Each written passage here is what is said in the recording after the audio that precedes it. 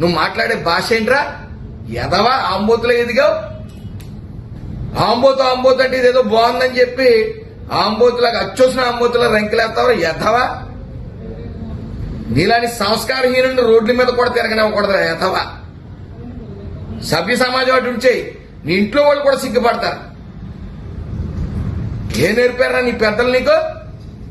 దరిద్రుడా, నోరు సంభాళించుకుని మాట్లాడమ్మటి. గుర్తు పెట్టుకో, భాష నీకే కాదు మాకు వచ్చు. నరం లేని నాలుగు నీకే కాదు మాకు ఉంది. కాకపోతే నిన్ను ఇంకా దారుణమైన బూతులు తిట్టుకెళ్ళే నరం లేని నాలుగు మాకు ఉంది.